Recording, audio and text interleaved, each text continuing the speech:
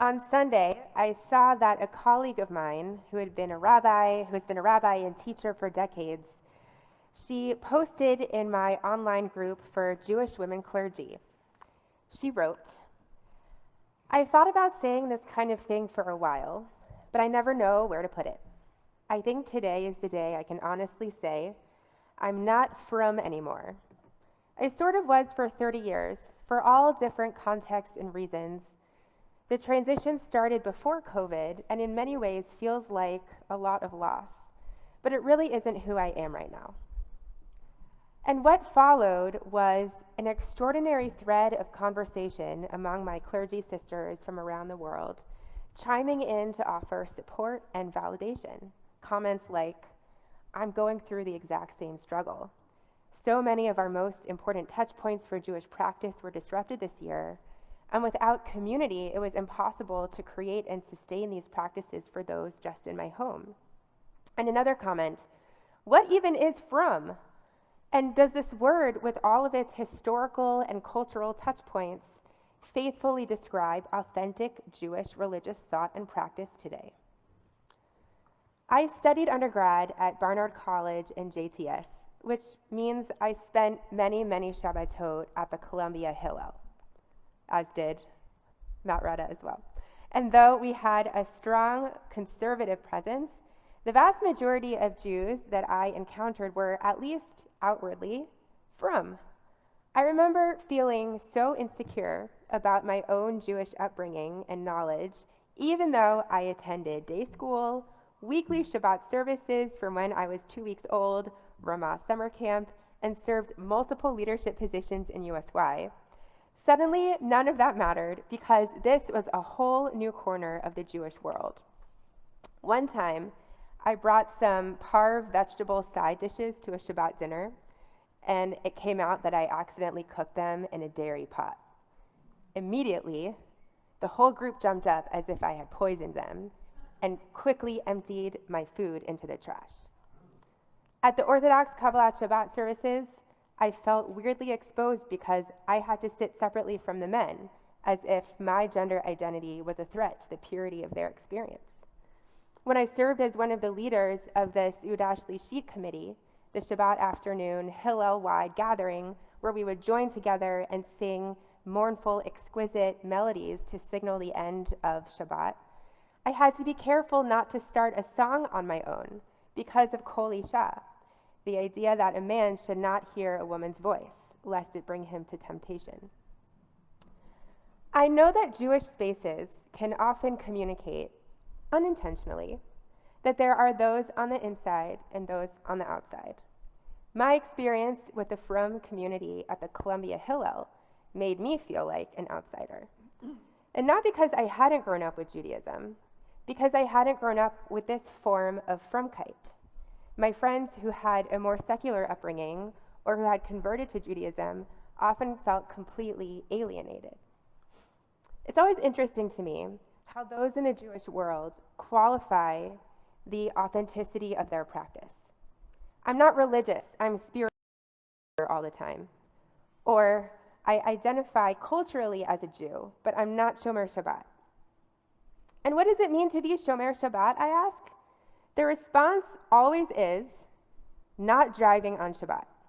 If you drive, that means you're not Shomer Shabbat. One of these times, I was having this conversation with a good friend of mine, so I pushed her on this. I asked, do you do anything to distinguish Shabbat from other days of the week? Sure, she said. I bake challah, and I prepare Shabbat dinner. We light candles, we say Kiddush and Motzi, and make it a priority to celebrate that night with the whole family together. But I said, so you're not Shomer at Shabbat? She said, no. We use electricity, and we sometimes spend money, and we drive. We're not Shabbat observant. It's conversations like these that make me wonder what defines authentic Jewish experience. I was in a learning session with the Rabbinical Assembly of Greater Dallas a few months ago when our facilitator asked us, what was the moment when you felt the most Jewish? Responses quickly filled the Zoom chat. When I became a rabbi, when I went to Israel, when I became bat mitzvah, when I argued about Torah with my study partner, when I entered my children into the covenant, when I make challah each week, when I got married, when I teach. Our defining Jewish moments for us rabbis, and I imagine the same might be true for you all, are seminal times of joy and growth. They are chances to engage with the richness of our tradition and our people. They are opportunities to educate and enrich the next generation. And they are times when we thank God for our health and our strength and express our gratitude through the language of faith and blessing. Our Parshat this week, Va'etchanan, gives us a precious opportunity to reflect on how it is that we evaluate the authenticity of our Jewish choices and behaviors. As Moshe recounts the most important events in the last 40 years in his final address to the children of Israel, he revisits the climactic moment at Har Sinai. The version of the Ten Commandments enumerated in our Parsha today closely mirrors the original text in the book of Exodus. There is one discrepancy that echoes through generations of teachers and students, parents and children, wondering how it is that they build a Jewish life of integrity. Back in Parshat Yitro, God instructed our ancestors, Zachor et Yom HaShabbat L'Kadsho, remember Shabbat and keep it holy. And today we read, Shamor et Yom HaShabbat L'Kadsho, observe Shabbat and keep it holy. And it is from our text today that we have taken the idea of being Shomer or Shomeret Shabbat.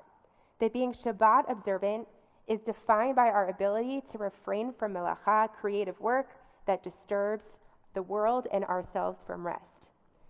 But what does it mean to be Zocher Shabbat or Zocheret Shabbat? Everything that my friend does to sanctify Shabbat with her family. What we're all doing today, gathering to pray and study and celebrate and eat. That's a very important part of Shabbat. Visiting with those we love and praying for those who need strength. Building oneg, joy, that is only possible on this day, a day when we can imagine ourselves in the Garden of Eden after the cessation of creation, when God looked upon the cosmos and said, Vayhi tov me'od, this is very good. Michael Uyghur, a community leader in the UK Masorti movement, wrote a few years ago about his struggle with the notion of what it means to be an observant Jew. He says, my concern with the Shamor paradigm is that it sees Jewish law, halacha, as the central framework through which to live a Jewish life. It has been a tremendous success on some levels and a great failure on others. He continues, many modern thinkers and activists have highlighted the centrality of memory to Jewish life. My contention is that we now need to actively promote being Zachor Jews.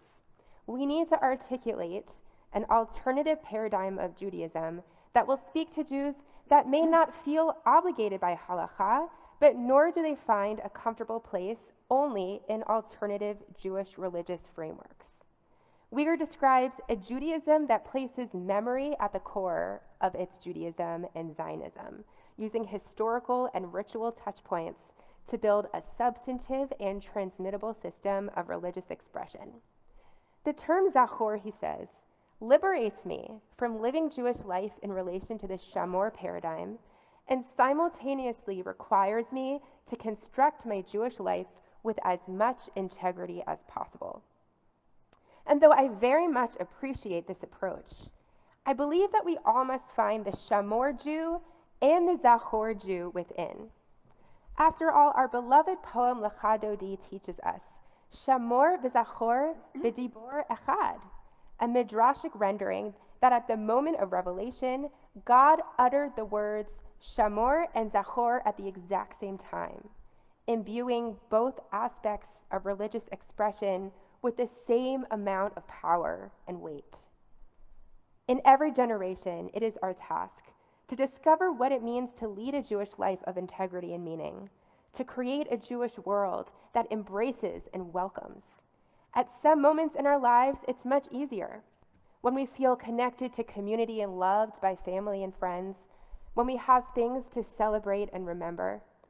And at other moments, it's much harder, when we feel distant and invisible, when every day feels the same or worse than the day before.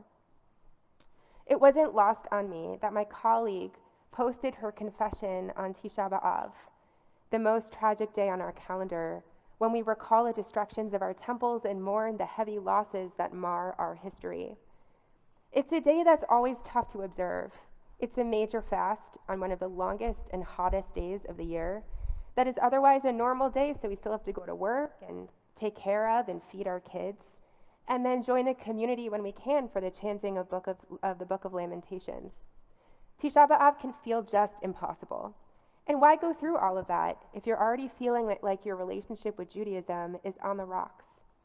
But to me, reading my colleague's post was just another kinah, a mournful poem from the Tisha B'Av liturgy, in which the author pours out her heart with tearful honesty. Speaking of integrity, is there a more authentic way to mark Tisha B'Av? Today, though, is Tu B'Av, which over the decades has become a sort of Jewish Valentine's Day. The Mishnah tells us that on Tu B'Av, all of the eligible ladies would dress in white and go dancing out in the fields, while the gentlemen would try to go out and find their match. Just 6 days after mourning loss and death, our people would participate in rituals that celebrated and perpetuated the promise of tomorrow, of more moments under a chuppah, of bringing more babies into the covenant, and of teaching Torah to a new generation. And we can only do this with the same honesty as my colleague, who struggles with her frumkeit, and Michael Wieger, who humbly submits his paradigm for creating authentic Jewish life.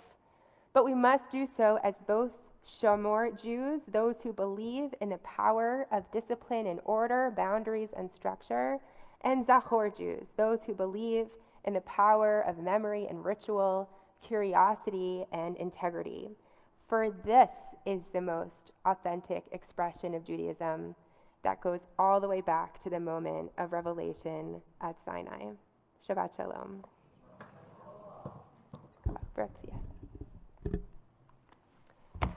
We will continue now with the Musaf service, beginning with the Chasi Kaddish before the Amidah in the middle of page 184. Please rise as Leonard continues to